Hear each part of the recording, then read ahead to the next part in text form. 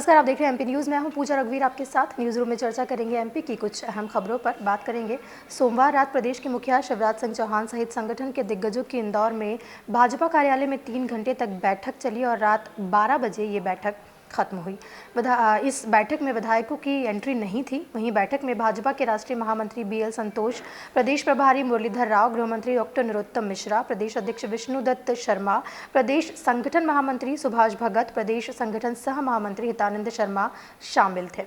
वैसे तो इस गोपनीय बैठक में कई महत्वपूर्ण मुद्दों पर चर्चा हुई, लेकिन बैठक के बाद मीडिया को केवल इतना बताया गया कि भाजपा के पितृपुरुष स्वर्गीय कुशाभाऊ ठाकरे के जन्म शताब्दी वर्ष के तहत संगठन को मजबूत करने को लेकर बैठक आयोजित की गई है। बैठक का मुख्य मुद्दा स्वर्गीय कुशाभाऊ ठाकरे के जन्म शताब्दी वर्ष को लेकर है। इस जन्म शताब्दी वर्ष के तहत संगठन के सुदृढ़ीकरण के विस्तार के साथ ही प्रमुख विषय है जिस पर चर्चाएं हुई है। आगामी समय में संगठन का इंफ्रास्ट्रक्चर, कार्यालय, ऐसी कई बातें हैं जिस पर काम होना है। यह साल का संगठन पर्व है जिसके तहत ठाकरे की जन्म शताब्दी वर्ष के रूप में तैयारियां की जा रही है। बढ़ते हैं अगली खबर पर। मध्य प्रदेश सरकार बच्चियों से दुष्कर्म पर फांसी की सजा देने के विधेयक को वापस लेगी।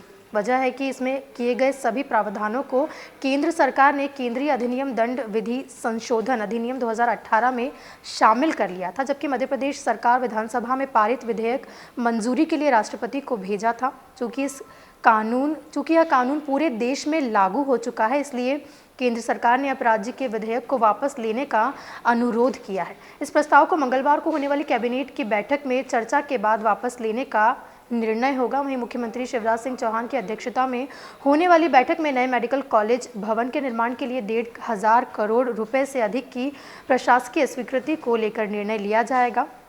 इन मेडिकल कॉलेजों का निर्माण राजगढ़, मंडला, नीमच, मंदसौर, श्योपुर और सिंगरौली में किया जा रहा है। रुक करते हैं अगली खबर का। कोरोना प्रतिबंधों से छूट मिलने के बाद एक बार फिर मध्य प्रदेश में नए केस अब तेज़ी से बढ़ रहे हैं। 13 दिन में प्रदेश में 169 संक्रमित मिले हैं। इनमें भोपाल में सबसे ज़्यादा 65 और इंदौर में 64 केस मिले हैं। राजधानी और इंदौर कोरोना के हॉटस्पॉट बन गए हैं। इनके अलावा जबलपुर, ग्वालियर जैसे बड़े शहरों के साथ रायसेन, दमोह, शहडोल, बैतूल, नरसिंहपुर, बड़वानी और होशंगाबाद में भी संक्रमण अब फैलने लगा है। प्रदेश सरकार ने 17 नवंबर को कोरोना के सभी प्रतिबंध हटा दिए थे। इसके बाद कोरोना के केस में भी बढ़ोतरी होने लगी है, क्योंकि अब शादी में ना तो मेहमानों की संख्या निर्धारित है और ना ही कोई रोक टोक है। ऐसे में लोग भी संक्रमितों के संपर्क में आकर पॉजिटिव हो रहे हैं।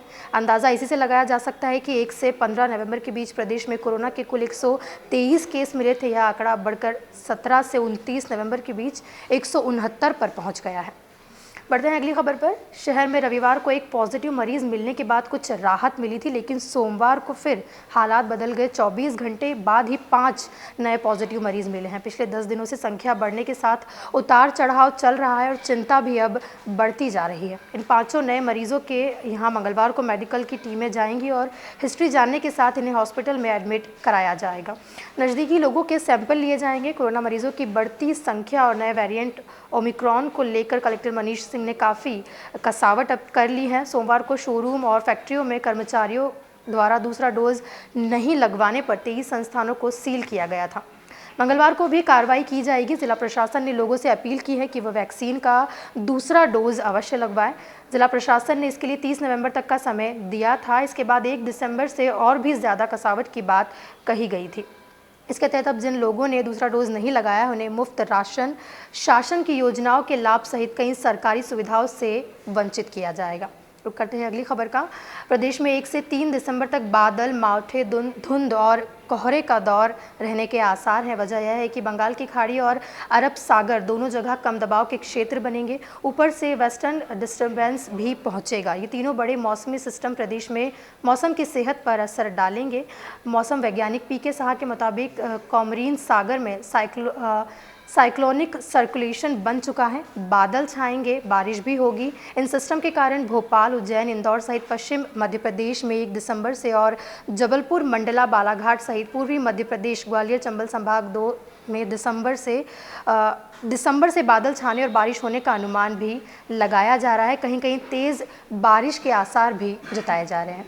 ये थी कुछ महत्वपूर्ण खबरें। बाकी खबरों के लिए बने रहें एमपी न्यूज के साथ। नमस्कार। एमपी की नब्ज, एमपी का हाल, मध्य प्रदेश की हर खबर एमपी न्यूज टीवी के साथ। लगातार खबरों के लिए सब्सक्राइब करें हमारा YouTube channel MP news TV.